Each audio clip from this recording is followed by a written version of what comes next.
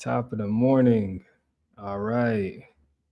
Top of the morning. Top of the morning. All right. Today's topic, we are talking about why sleep falls apart after terminal diagnosis, after someone that either you're close to, a loved one, a family, a friend. Why does sleep get ruined after such a horrible event, actually? And this is a little serious. This topic today is a little bit serious because I hear clients that have sleep issues, insomnia in particular, having, hold on real quick. Let's see. There we go. Yeah. So having, um, problems falling asleep after a loved one has been diagnosed with a terminal illness. And, you know, if sleep has been the same, it hasn't been the same since a loved one was diagnosed with a terminal illness. This isn't stress or overthinking. Okay. So, what we're talking about is something specific today.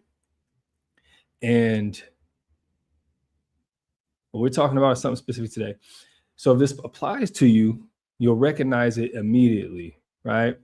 So, this isn't just general, normal, sleep talk that we talk about. This is about what happens to sleep after someone that close to you, um, or even yourself, have been diagnosed with a terminal illness. Now, just to preface this, I'm not a doctor, so this is just for educational purposes. And I am a clinical hypnotherapist, a registered respiratory therapist, all those titles and whatever. But more than anything, I'm someone that has had sleep issues and um, uh, fortunately not, due to something so grave. But this is something that I wanted to talk about and talk to because I see this a lot, especially in my career, in the medical field. So this is a little, a little serious talk today, but not, this is it is what it is. So what we want to talk about is sleep and sleep not being so great anymore.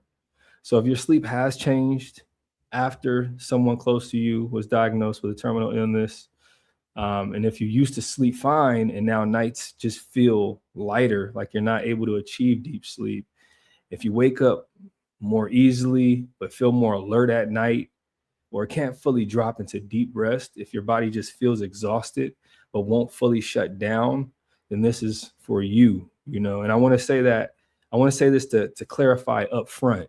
There's nothing wrong with you. There is absolutely nothing wrong with you. This isn't a weakness. This doesn't mean you're broken. This doesn't mean that life is over.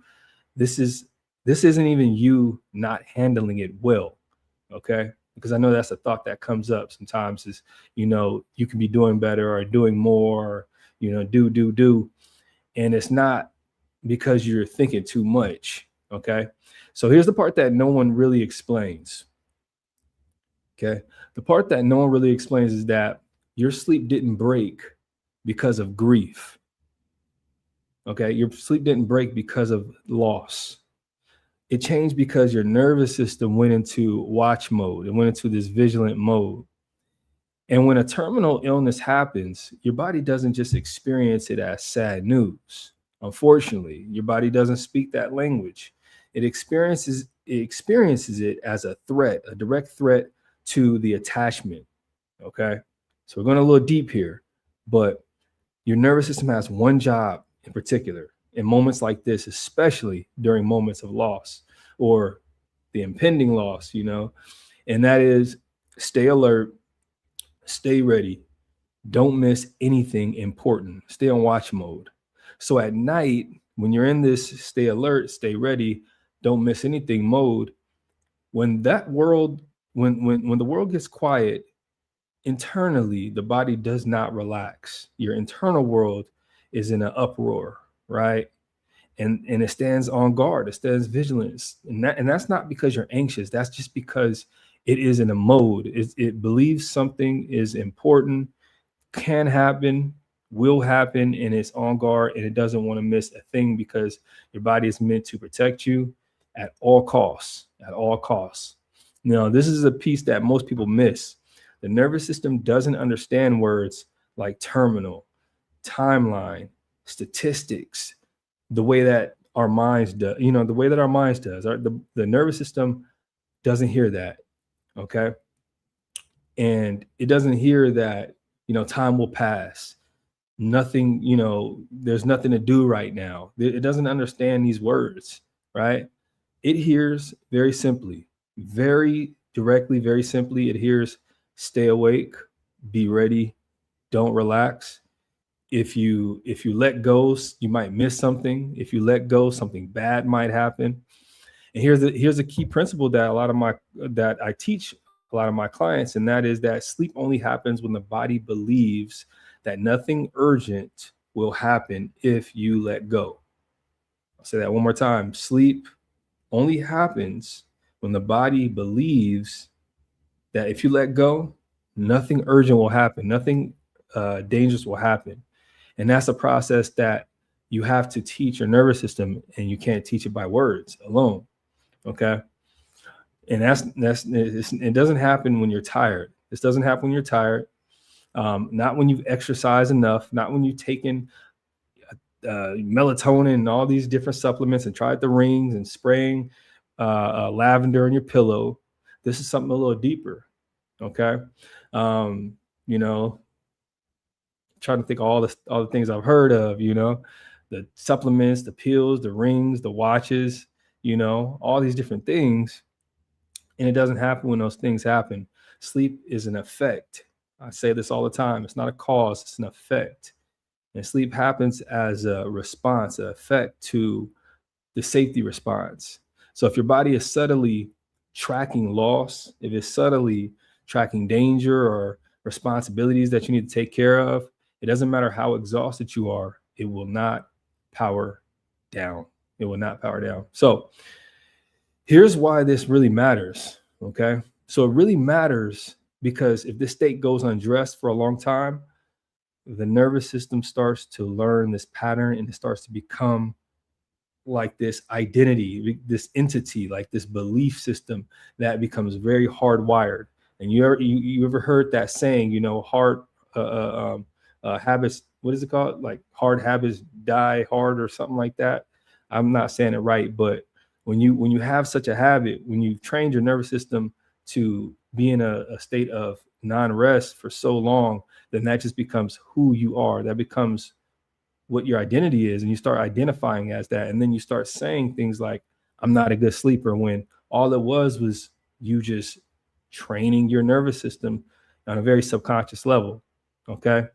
So if this state goes untrained, if it goes unchecked, if you don't break up that habit, then that's what the nervous system learns. It learns that nights are for watching, for vigilance, not for rest. It learns that quiet equals danger. It learns that letting go isn't safe. Is this starting to click? I hope it's starting to click, right? And months later, the sleep problem feels random. It feels like, why can't I sleep? I haven't slept for ages and ages and ages. And it was that you were training your nervous system the whole time, right? You were training your nervous system the whole time. So you might hear yourself saying like, I don't know why my sleep is so bad. I've been doing this for years. I don't know why I'm a bad sleeper. I thought I was handling this. All these different identities that you don't even know that you are pretty much claiming, right? But the pattern didn't come anywhere. It come from nowhere. The pattern came from somewhere, and now you can understand that, right? It started here. It started when the body took that role of the protector, and it took that identity as someone that needed to be watchful, or someone that needed to watch out, because as soon as you let go of yourself. And that's one of the scariest feelings to have, is to let go of yourself, right? Yeah. So the longer this runs, the more your system starts to treat wakefulness as the default. It starts to become familiar with this vigilance, this hyper survival state. That becomes your normal because it does not believe that relaxing is safe. I hope this is clicking to somebody. I'm preaching today, man. So I want to leave you with this. this isn't about forcing sleep. It's about trying harder to relax. It's not about forcing sleep. It's about trying harder to relax. And it's definitely not about fixing yourself. It's definitely not about fixing yourself. It's about teaching your body that it doesn't need to stand attention, stand watch, doesn't need to play the security guard at night. Because once the nervous system starts feeling safe enough to stop watching and being vigilant, sleep doesn't need to be chased. It doesn't need to be, you don't have to get sleep. Sleep occurs naturally in this environment, in this internal environment. It returns on its own. So if this resonated with you, you're not alone, and no, nothing is broken about you. Have a great Friday. Have a great weekend. Peace. I'm out.